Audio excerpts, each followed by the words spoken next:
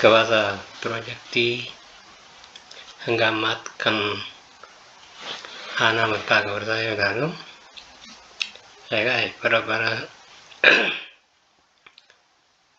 2017 aanaa maqaa gabarsaati.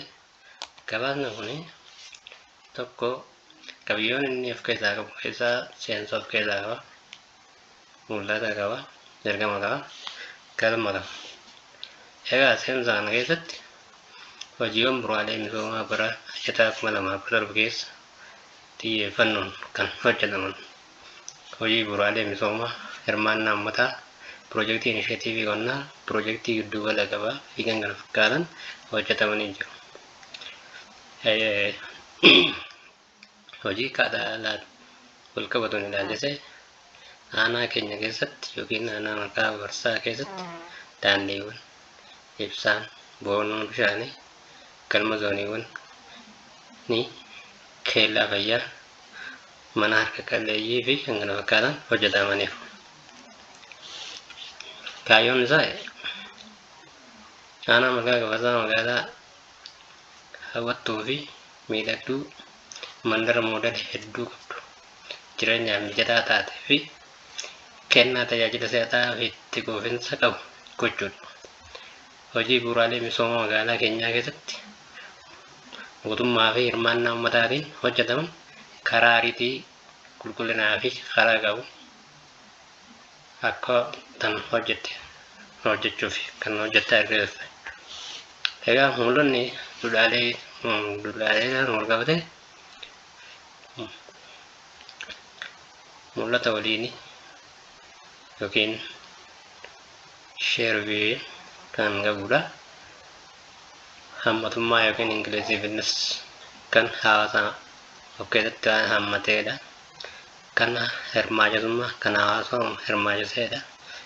Itti gaafatamummaa kan qabu accountability qaamni hojjetu itti gaafatamummaan waan san kan hojjetu yoo ta'u, akkasumas uummataafis ifa kan godhee ifaa bilisatti kan uummanni beeku waan uummanni beeku hojjetamuu kan qabudha.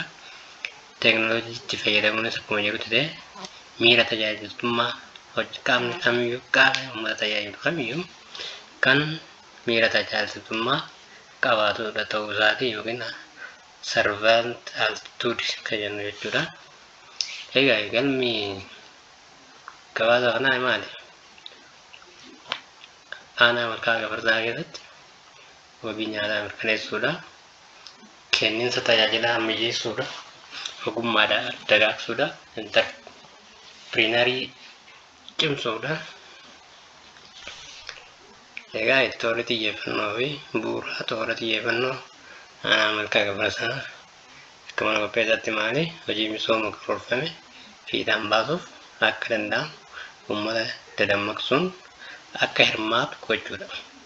Uummanni buusii misoomaa gahee isaa yeroo sassaabu bu'uuraalee misoomaa akka jalqaban taasisuudha. Hojii mitannoo gaarii qindeessuu fi babal'isuun hojjetamuu qaba. Piroojeektiin hojjetamu kamiyyuu karaa ariitii, qulqullinaa fi haala qabuun akka hojjetamu gochuudha. Mul'ata bara baajataa 2015tti uummanni qopheessaa gurmaa'insa bu'aa qabeessaa fi teekinooloojiidhaan deeggarame diriirsuudhaan aanaa maqaa gabarsaa giddugala misoomaa hunda galeessa hammataa fi itti fufinsa qabu taatee arguudha. Ergamni isaas magaalaa Smart City taate. Akkuma muummee ministeeraa keenya magaalaa Shaggar magaalaa Smart City taatee arguu feena jedhutti nuyis aanaa keenya yookiin aanaa maqaa gabarsaa keessatti magaalaa Smart City taate tajaajila mana qopheessaa keessatti ammayyaa'e komiiwwan kenna tajaajilaa furame dandeettii raawwachiisummaa cimaa fi bu'uuraalee misoomaa qindaa'aa hirmaannaa fi miira abbummaa lammiilee akkasumas misooma itti fufinsa qabuu fi jiraattoota isheef mijatuu irratti ijaaramte uumuudha. Raawwii hojii gurguddoo piroojeektii bara 2017 keessa hojjetaman tan hanga ammaatti hojjetaman yoo ilaallu, gabaasni hojii kaataalaa hanga ammaatti hojjetaman haaluma armaan gadii kanaan kan keenya yoo ta'u, mana barumsaa Baasaa Taadaa zoonii Hoolaa Horaa, Araddaa Bakkuu, Abdii Boruu fi Malkaa Masqalaa karoorri 4 raawwiin 4 karoorri qarshii miiliyoona 25.2 raawwiin qarshii miiliyoona 16 yoo ta'u, mana barumsa sadarkaa tokkoffaa karoorri keenya tokko, raawwiin keenyas tokko. Maallaqaan karoorri keenya miiliyoona 42 yoo ta'u, raawwiin keenya miiliyoona 3.5. Haaluma kanaan mana harka qalleeyyii karoorri keenya 21 yoo ta'u, qarshiidhaan miiliyoona 20 fi 250. Raawwiin keenya immoo miiliyoona 14. Raawwiin keenya 14 yoo ta'u, qarshiidhaan miiliyoona 14 fi 100.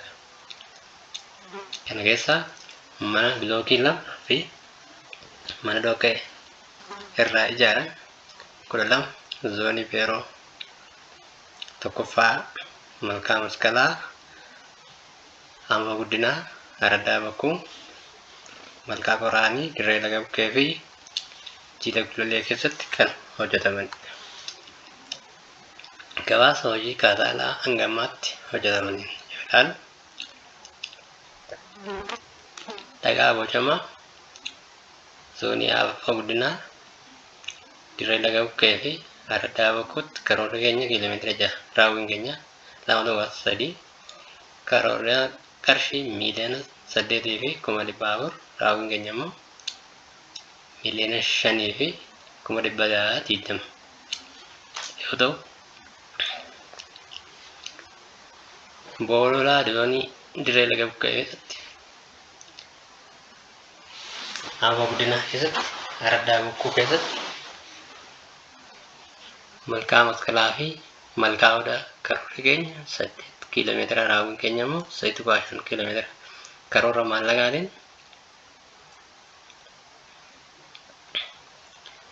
Karoora maallaqaatiin miiliyoona 20 yoo ta'u, raawwiin keenya immoo miiliyoona 6 fi 120 yoo ta'an, galbartii zoonii Araddaa Bakkuu, Malkaa Odaa, Amma Guddinaa fi Dirree Laga Bukkeetti karoorri keenya 6, raawwiin keenya 5. Maallaqaan karoorri keenya 18. Karoorri keenya miiliyoona 18 yoo ta'u, karoorri keenya raawwiin keenya immoo miiliyoona 6 fi 250. Daandii konkiriitii zoonii Malkaa Masqalaa keessattii fi zoonii Odaa Gullallee saayitii Giddaa Gammadaa keessatti hojjetame. Karoorri keenya kiiloomeetira 1 yoo ta'u, raawwiin keenya kiiloomeetira 1.4. Kun jajjabina. Maallaqaan karoora waan hojjenneef kun jajjabina. Maallaqaan karoorri keenya miiliyoona 2 fi 100 fi 87 yoo ta'u, miiliyoona 9 fi 50 raawwiin. Sarara ibsaa zoonii Hoolaa Horaa keessatti, zoonii Malkaa Horaa keessatti, Dirree Laga Bukkee saayitii Raffisaa, Malkaa Masqalaa, Malkaa Odaa, Industirii Godoo fi Buraa Caalee fi Odaa Gullallee saayitii tiraansfoormarii hirmaannaa uummataa hojjetamee jira. Karoorri keenya 5 kiiloomeetira yoo ta'u, raawwiin keenya 8.4 kiiloomeetira. Kunis karoora waan ta'eef jajjabina ta'e kan ilaalamu. Karoora maallaqaatiin miiliyoona 12 yoo ta'u, raawwiin keenya immoo miiliyoona 15 fi kuma 1,495 itu zoonii malkaa masqalaa fi araddaa bokkuu odaa gullallee saayitii gullallee saayit keessatti kan hojjetame yoo ta'u kan jedhu zooniiwwan hirmaannaa uummataan qofaan hojjetame. Karoorri keenya 12 raawwiin 2 qarshiidhaan miliyoona 10 yoo ta'u miliyoona 10 fi 1,600 fi miliyoona 10 fi raawwiin keenya miliyoona 16 fi 900 fi 85 yoo ta'u sarara bishaanii diriirsuu hirmaannaa uummataa qofaan hojjetame. Karoorri kiiloomeetira 4 raawwiin kiiloomeetira 5 karoora qarshiidhaan 2.4 kan miliyoona yoo ta'u raawwiin miliyoona 2.4 kunis Oromisalli jechuudha. Hojiimmoo boololaa hirmaannaa uummataa qofaan hojjetamanii ilaalan karoorri 8 kiiloomeetira qarshii miliyoona 20 raawwiin keenya immoo takka 9 qarshiin miliyoona 5 jechuudha. Zoonii Anfaa Guddinaa Araddaa Bokkuu Malkaa Odaa Dirree Laga Bukkee fi Malkaa Masqalaa keessatti kan hojjetamu yoo ta'u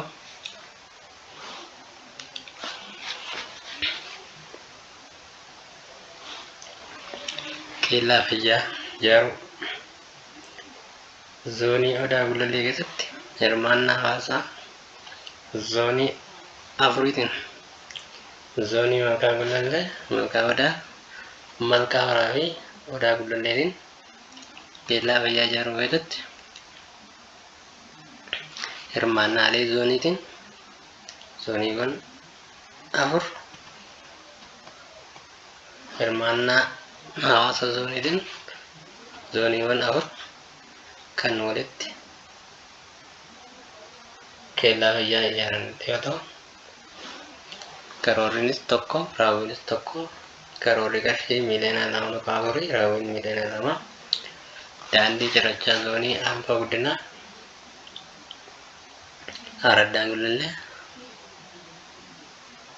Odaa Gullallee Araddaa Bokkuu Malkaa Gullallee Malkaa Masqalaa fi Malkaa Horaa fi Peeroo Lammaffaa Abdii Bokkuu kiiloomeetira 13 kiiloomeetira raawwiin 7 kiiloomeetira karaa maallaqaatiin qarshii miliyoona 87 raawwiin keenya qarshii miliyoona 16 fi 685 waliigala hojii karoora kennaa tajaajilaatiin hojjetaman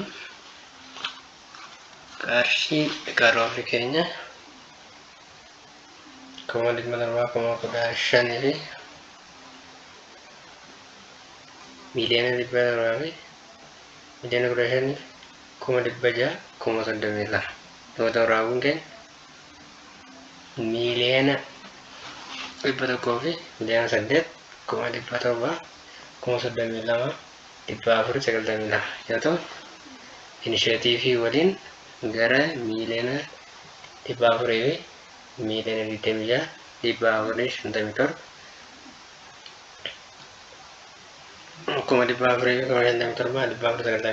yoo ta'u mana barumsa Baasaa Taadaa zoonii Hulaa Horaa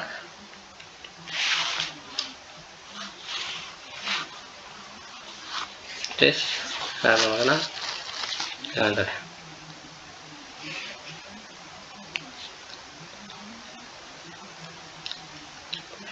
Egaa mana barumsa Baasaa Taadaa zoonii Araddaa Bokkuu qarshii miliyoona 6 daandii dhagaa bocamaa Anfaa Guddinaatti hojjetame. Mana Reegaleeyyii zoonii Malkaa Horaatti harka qoraaniti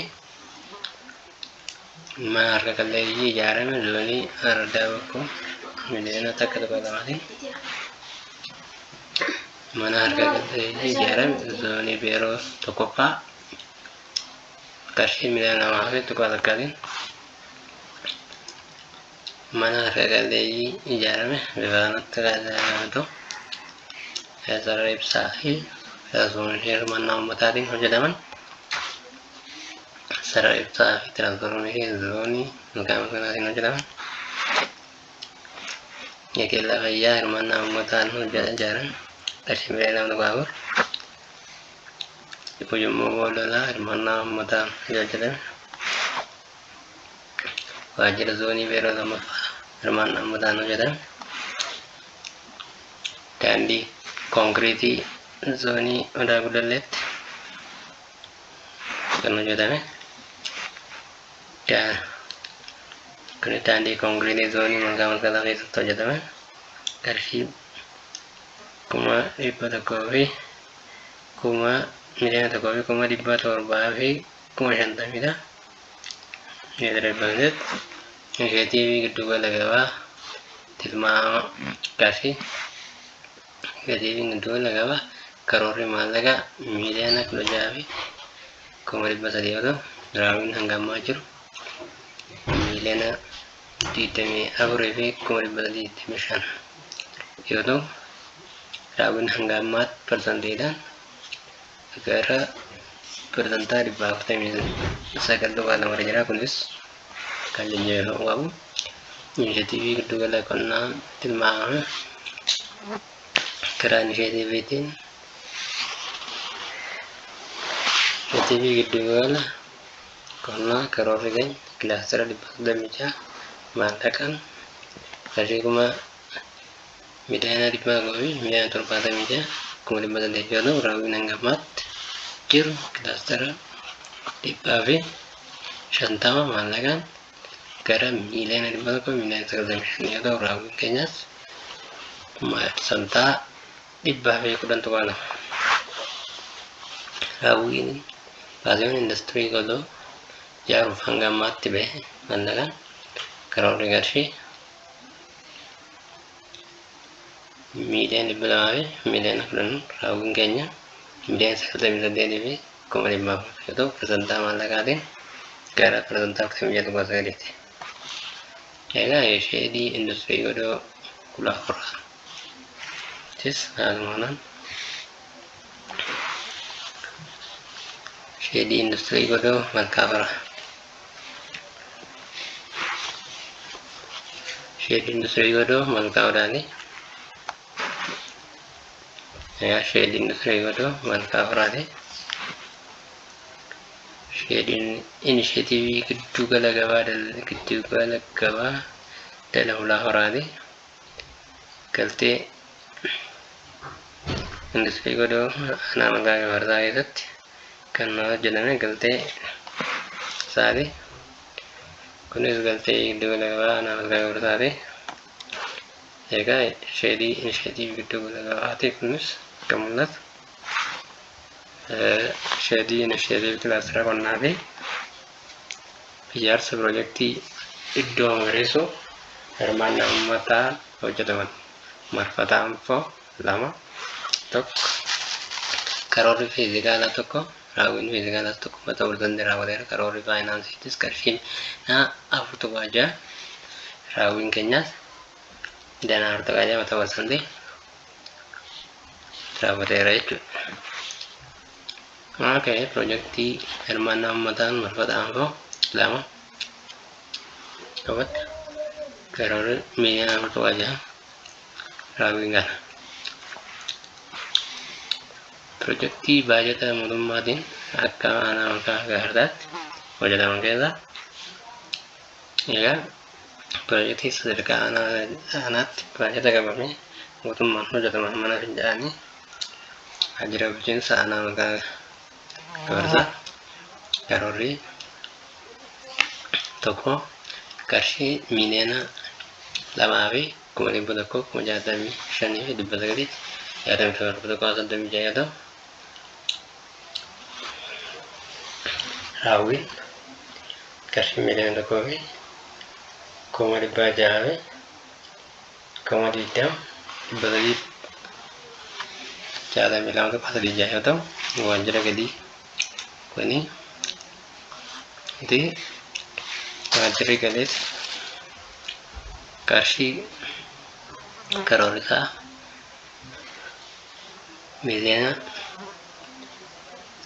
3 fi karoorri miliyoona 3 fi kuma 500 fi kuma 40 dhibba tokko 70 tuqaa 73 yoo ta'u, raawwiin isaatti irratti guyyaa kaleessaa kakatee yoo ta'u, innis miliyoona 1 fi kuma 600 fi wayii waajjira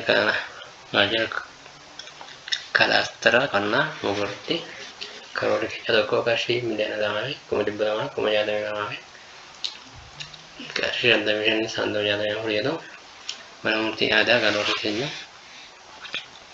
miliyoona 2 fi kuma 300 kuma 43 dhibba 690 suphaa adillaa waajjira bulchiinsa naannoo Finfinnee qarshii kuma 100 fi kuma 9 dhibba 498 karoorfama uummanni minjaanii ijaarsisaa persantaa 98 irra kan jiru yoo ta'u, waajjirri galii walii caalbaasiin ba'ee osoo hin ta'in amma immoo hojiitti galee kan persantaa 65 irra jiru asirratti illee barreeffama baatu jechuudha. Gabaasa kana illeetii kuna haaluma ijaarsa piroojeektii waajjira ishee qonnaa wal qabatee karoorri fiizikaalaa tokko yoo ta'u, raawwiin fiizikaalaa persantaa 70 karoorri faayinaansiitis 2.2 raawwiin faayinaansii qarshii 600 fi 68 qarshii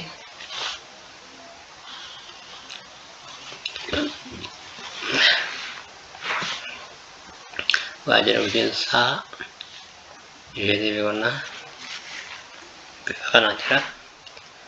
Mana fincaanii aanaa bifa kana jira. Suphaa dallaa waajjira bulchiinsaa nama gurguraas kana jira. Egaa diizaayiniin waajjira galii tiileen kana jira. Fakkiin isaa galuu barbaadu daandii gosoonni meetira piroojeektii hirmaannaa uummataa naannoo jedhamanii waan ta'aniif daandiin gosoonni meetira 972 yoo ta'u, zoonii malkaa masqalaa keessatti meetira 182 hojjetamee jira. Zoonii diree laga buqqaa'ee keessatti meetira 390 kan hojjetamee jirudha. Zoonii malkaa horaa buufata jaarraa hundeessaa meetira 240 kan hojjetamee jirudha. Boololaa meetira 380 zoonii malkaa masqalaa keessatti hojjetamee persantaa 30 irra jira. Dabala jaallatame kalabartiin karoorri keenya lama raawwiin keenya lama hojjetamuu jalqabuu qaba osoo hin ta'in namni namaatti xumurameetu jira. Gabaasa kana amma gabaasaan qophaa'e kan xumurame yoo ta'u, zoonii malkaa gullallee kaastara qonnaa fi zoonii karsaa persantaa 70 irra jira. Daandiin cirrachaa karoorri keenya 5.7 kiiloomeetira yoo ta'u, raawwiin keenya 2.5 kiiloomeetira nuuf kennamu zoonii 9tiif qoodameera. Zoonii malkaa gullallee, araddaa gullallee, malkaa odaa, malkaa masqalaa, abbii boruu, yeroo lammaffaa fi malkaa horaa fi yeroo tokkoffaa, malkaa horaa fi dirree laga buqqee keessatti kan hojjetame yoo ta'u, sarara ibsaa kiiloomeetira 3 raawwiin keenya immoo kiiloomeetira 3 kunis karoorri qarshii gara miliyoona 4 fi 400 15.94 yoo ta'u, ijaarsa piroojeektii kalvartiitiin wal qabatee karoorri fiizikaalaa 2 raawwiin fiizikaalaas 2 persantaa 62 irraa jiraatti. Karoora faayinaansiitiin ammoo gara miliyoona jaha fi 1,170 204.2 yoo ta'u, raawwiin faayinaansii keenyaa gara qarshii miliyoona tokkooti. Kuni kan suuraan amma argitan kunis kalwartii zoonii Qarsaa Marfataa Anfoo kan Ardaa Bokkuu fi Qarsaa walqunnamsiistu yoo ta'u, qarshii miliyoona 2,988,745 yoo ta'u, kalwartiin Malkaa Gullallee kilaastara qo'annaas qarshii miliyoona 3,200,459 jechuudha. Egaa daandii cirrachaa Haara Saabuu zoonii Hulaa Horaa keessa Sarara Ibsaa Malkaa Odaa Industirii Godoolii gabaasa piroojeektii zoonii Malkaa Masqalaa fi Haara Abdii Boruu keessatti hojjetaman. Barbaajataa 2017 Malkaa Gafarsaa gabaasa hojii kaataalaa hojjetaman zoonii Haara Abdii Boruu keessatti mana barumsa baasaa ta'aa Abdii Boruu karoora tokko raawwiin tokko karoora qarshiidha miliyoona 6.3 yoo ta'u, raawwiinsaa qarshii miliyoona 4 daandii cirrachaa karoora keenya 600 raawwiin keenyas kiiloomeetira takka. Mana barumsa baasaa ta'aa Abdii Boruu karoora keenya tokko raawwiin keenyas tokko karoorri qarshii miliyoona 6.3 yoo ta'u, raawwiin keenyas miliyoona 4 daandii cirrachaa Abdii Boruu keessatti hojjetame. Boololaa zoonii Malkaa Masqalaa karoorri 3.8 raawwiin keenyas 132 karoorri daandii konkiriitii zoonii Malkaa Masqalaa karoorri tokko raawwiin 800 qarshiidhaan karoorri miliyoona 2 raawwiinis miliyoona 1.7 Sarara Ibsaa zoonii Malkaa Masqalaa tiraansfoormarii hirmaannaa uummataan hojjetamee jira. Karoorri tokko raawwiin 600 qarshiitiin miliyoona 2 raawwiin 1.3 yoo ta'u, sarara bishaanii diriirsuu hirmaannaa uummataan hojjetaman raawwiinsaa qarshii 600 daandii cirrachaa zoonii Malkaa Masqalaa fi Ardaa Abdii Boruutti walqunnamsiisu karoorri 850 meetira raawwiin keenya immoo 850 qarshiidhaan karoorri miliyoona 8 qulqullaa'ee jira. Boololaa zoonii Malkaa Masqalaa karoorri 380 raawwiin keenya immoo 280 irra kan jiru. Daandii konkiriitii zoonii Malkaa Masqalaa akkasumas sarara ibsaa tiraansfoormarii zoonii Malkaa Masqalaa sarara bishaanii diriirsuu daandii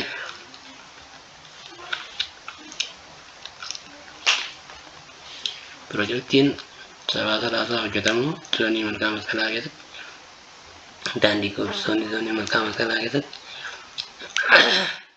kiiloomeetira 122 karoorri keenya qarshii 395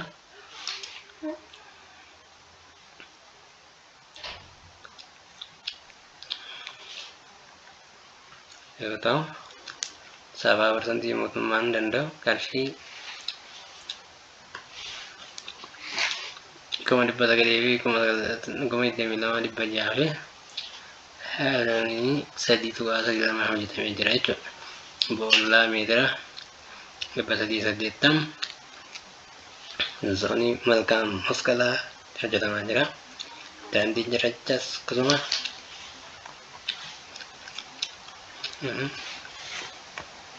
egaa boololaa zoonii Malkaa Masqalaa kana